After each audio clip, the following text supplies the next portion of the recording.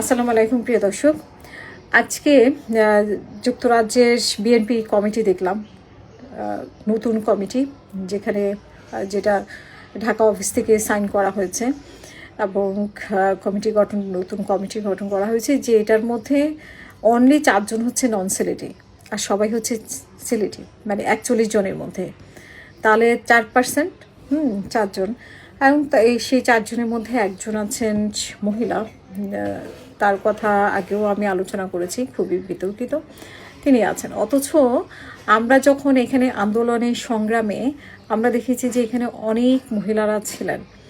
সেই মহিলা যখন লন্ডন, মানে যার নাম আছে, তিনি যখন লন্ডনে আসেননি, তারও আগে থেকে কিন্তু অনেক মহিলারা কাজ করছে। কেন তাদের নামটা বাদ পড়লো, কেন তারা তালিকায় আসতে পারলো না, কেন তাদেরকে কমিটিতে নেওয়া হলো না, সেই প্রশ্ন আমার আপনার সবারই। লন্ডনে দীর্ঘ সময় তারেক রহমান ছিলেন, প্রায় 16-17 বছর, এবং এই ওনার সাথে যারা রাজনীতি করেছে এখানকার কমিউনিটি খুবই, আমরা নিশ্চয়ই দেখেছি যে হল ভর্তি হয়ে যেতে, যে কোনো জায়গায় আন্দোলন সংগ্রামের নেতাদের কিন্তু এখানকার মানে যুক্তরাজ্যের নেতাদের অনেক মানে অবদান, যেখান থেকে পুরো যুক্তরাজ্য থেকেই লন্ডনে ছুটে আসতো যে কোনো সময়। তো সেই নেতাকর্মীদেরকে আসলে হতাশ করেছে। সেই সাথে আমরা যারা দেখেছি তাদের মাঠে থাকা, তাদের সংগ্রামের জীবন, আমরাও কিন্তু হতাশ হয়েছি। কেন, কাকে খুশি করানোর জন্য, কোন প্রেক্ষাপটে তারেক রহমান বা তারেক রহমানের স্থায়ী কমিটির সদস্যরা এই ধরনের একটি কমিটি করলেন যুক্তরাজ্যের জন্য, এত মর্মাহত হওয়ার মতো, যেখানে শুধু বিএনপি নয়, শুধু বিএনপিও না, আমরা যারা অ্যাক্টিভিস্ট বা আমরা যারা বিএনপিকে চিনি জানি, যেহেতু আমরা ফলো করি, যে রাজনীতিক প্রোগ্রাম করি, সেহেতু আমরা কিন্তু রাজনীতিটা খুব কাছ থেকে ফলো করি। তো সেখানে আমরা দেখি কে সক্রিয়ভাবে রাজনীতি করেছে, কে করেনি। সেখানে আমরা অসংখ্য মহিলাদেরকে দেখেছি, অসংখ্য নন সিলেটিকে দেখেছি, কিন্তু কাকে খুশি করানোর জন্য কেন শুধু সিলেটিদেরকে এই কমিটিতে বেছে নেওয়া হলো?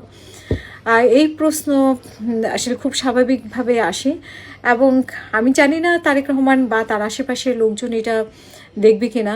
আমরা আসলে উত্তর চাই, আমরা একটা সত্যিকার অর্থে উত্তর চাই, কেন এ ধরনের কমিটি গঠন করা হলো, কেন 4 জন ছাড়া সবাই হচ্ছে সিলেটি। তো এতদিন যে ওনার সাথে আন্দোলন সংগ্রামী ছিল, বা এই যে ডেমনস্ট্রেশন, শেখ হাসিনা আসলে, তারপরে আমরা খালেদা জিয়াও যখন আসছে, আমরা অসংখ্য নেতাকর্মীকে দেখেছি। তারপরে তারেক রহমান যেখানে যায়, যেই প্রোগ্রাম করতো, সেখানে অসংখ্য নেতাকর্মী, ইভেন তারেক রহমান ছাড়াও এই যে এতদিন ধরে দীর্ঘ সময় বিএনপি ক্ষমতায় ছিল না, কিন্তু এই নেতাকর্মীরা যুক্তরাজ্য, আমার মনে হয় বাংলাদেশের পরে যুক্তরাজ্যের আন্দোলনটা ছিল সবচেয়ে বড়, সবচেয়ে আলোচিত, এবং সবচেয়ে বেশি আলোচনায় ছিল এই যুক্তরাজ্যের বিএনপি। কিন্তু সেই যুক্তরাজ্য বিএনপিকে কেন হতাশ করা হলো, কেন এই ধরনের একটি বিতর্কিত কমিটি করা হলো, সেই প্রশ্নের উত্তর আমরা যারা করেছি, কমিটি গঠন করেছে, তাদের কাছে আমি আপনি সবাই কিন্তু চাই। আজ যারা কঠোর পরিশ্রম করেছে যুক্তরাজ্যে, যেমন বাংলাদেশেও আমরা অনেক ক্ষেত্রে দেখেছি যে সেই ত্যাগীদেরকে মানে বাদ দেওয়া হয়েছে অনেক জায়গা থেকে, এবং যারা আসলে ত্যাগ স্বীকার করেনি, লন্ডনে হয়তো তারেক রহমানের সাথে আরামা এসেছিলেন বা বাংলাদেশেই আরামা এসেছিলেন, তাদেরকে 3-4টা করে পদ দেওয়া হয়েছে, খুবই গুরুত্বপূর্ণ পদ, রাষ্ট্রীয় খুবই গুরুত্বপূর্ণ পদ। আমি জানি না তারা রাষ্ট্রর কতটা মানে মানে কতটা দায়িত্ব পালন করতে পারবেন, কারণ রাষ্ট্র পরিচালনার জন্য শুধু জানাশোনা তারেক রহমানের আশেপাশের লোক বা জানাশোনা হলেই হয় না, তাদের কোয়ালিটি থাকতে হবে একটা দেশ পরিচালনার জন্য, সরকার পরিচালনার জন্য। তো তারা কতটা, এই যে 2-3টা করে পদ দেওয়া হয়েছে, তারা কতটা সফল হবে, সেটাও কিন্তু এই দলের কাছে বা সরকারের কাছে প্রশ্ন থেকে যায়। সেইখানে আমরা দেখেছি যে ঢাকায় যারা অক্লান্ত পরিশ্রম করেছে, এই শেখ হাসিনার সময় জেল জুলুমের শিকার হয়েছে, তারা অনেকেই কিন্তু অনেকভাবে বঞ্চিত হয়েছে। শুধুমাত্র সফল হয়েছে তারেক রহমানের আশেপাশে, এবং যারা ভালো লবিং করতে পেরেছে, তাদেরকে আমরা দেখেছি যে খুব সুবিধাজনক অবস্থায় তারা আগেও ছিল, এখনও তারা সুবিধাজনক অবস্থায় আছে। ঠিক তেমনি লন্ডনে আমরা দেখেছি, মানে যুক্তরাজ্যে আমরা দেখেছি কিভাবে নেতাকর্মীরা যে কোনো অনুষ্ঠানে ঝড় বৃষ্টি বাদল উপেক্ষা করে ঝাঁপিয়ে পড়েছিল এই দলকে রক্ষা করার জন্য, এই দলের হয়ে রাস্তায় দাঁড়িয়েছিল।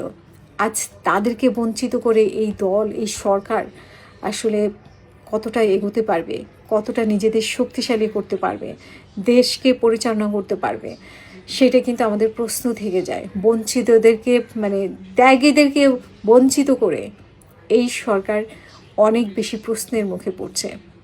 কিন্তু কেন, সেটা দলের কাছে এবং দলের যারা দায়িত্বশীল পর্যায়ে আছে তাদের কাছে আমাদের সবার প্রশ্ন।